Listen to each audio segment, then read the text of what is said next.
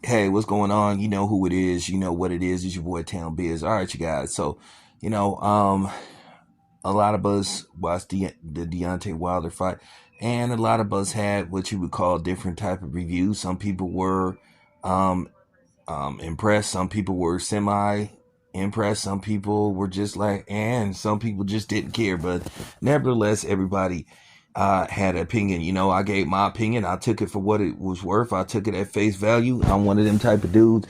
I knew what I was getting into when I decided to watch the video. I already know that Deontay Wilder will be 40 years old in October. So I did not expect to see the Deontay Wilder from 10 years ago. That was, flattening everybody. So I think to a certain degree, a lot of people went in there with the misconception that, well, Deontay Wilder's supposed to get the dude out of there in, 3 rounds. And I think that was the problem with Deontay Wilder, good or bad. You know, um, a lot of people got to understand, you have to make adjustments as you get older. You don't fight the same way at 39 that you fought at 29. And the thing is, the same people that was mad that Deontay Wilder didn't get they didn't get a first, second, or third round knockout were the same people saying, well, we didn't really know how good he was because he was quote unquote knocking out bombs. But then y'all gave Triple G all the credit in the world for basically knocking out every Foot Locker worker that they put in front of him. I mean, y'all can't make up y'all mind about shit. Y'all are all over the place. And we already know why you will have a different opinion of Deontay Wilder versus somebody like Triple G. And, it comes down to skin tone. Let's not play these games. That's real talk. So, there were people gonna go in there, you know, with the thought process, hey, I'm gonna criticize Deontay Wilder no matter what, just because I just want to criticize Deontay Wilder and fighters that look like Deontay Wilder, because we all know how this works. But now, let's get this straight.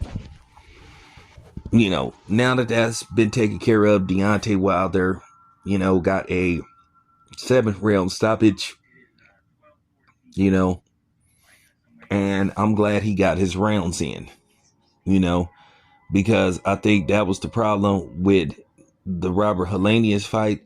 He knocked Robert Helenius out in 1 round, and I keep telling you that could be a gift and a curse. Because when you develop a reputation for becoming a knockout artist and you're getting everybody out of there within 5 rounds, the true test is going to be what happens if you finally meet that guy that doesn't go down after 1 or 2 quick punches. Then what? And he keeps coming. And at the same time, you continuing to throw punches to try to knock this dude out. He's either slipping, he's blocking, and he's countering. And then next thing you know, you either in a close fight, a competitive fight, or you might be actually losing the fight on the cards.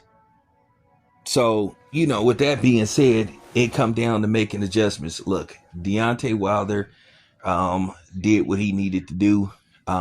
As I said, I wasn't expecting much going into that fight. Now, the question in hand is, now that Deontay Wilder has taken care of that, do you think we are finally on path to finally get Deontay Wilder versus Anthony Joshua? I think that's a fight that people still want to see.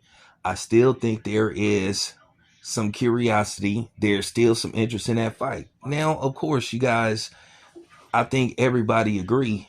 Of course, the fight doesn't have the same interest that it once had. 6 years ago. You know, it just doesn't, and that's just common sense. I mean, let's just keep it a buck. We know it doesn't.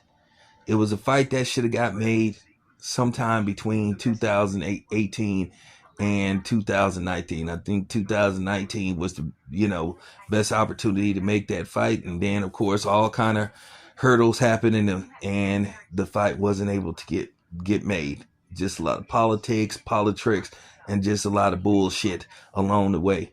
I think now, as I said before, we don't know how much Anthony Joshua has left.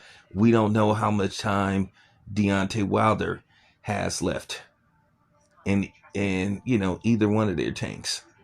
So I just think it's a fight that we should try to get done by the end of the year. It was issues about where the fight was going to be at. It was just a whole bunch of different scenarios on why that fight did get made.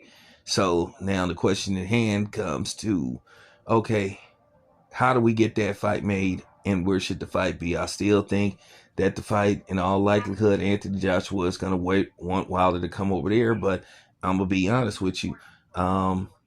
As bad as Anthony Joshua got whooped on in his last fight, at this point, maybe they could just do this. Maybe they could just sign a 2-fight deal. Okay? Have the first fight in the States. If Joshua wins the first fight, they run it back, in the UK. But like I said before, I think the fight still could sell, some decent pay-per-views. Of course, it'll be a pay-per-view fight. I think if you put an interesting undercard, I think if you put together an interesting undercard, I still and believe that people will watch it. I think it's still some interest, and like I said before, I think people would be watching it out of curiosity and just for the culture, because we just wanted to see it. Now, at the end of the day, no matter who wins, I think we'll be at the point to where, we'll be semi-satisfied, but of course we'll still have the question mark, what if they would have fought, 6 years ago? But, it's better, now to try to get it done than not ever trying to get this fight made. So there you have it. This is your boy Town Biz. I'm out.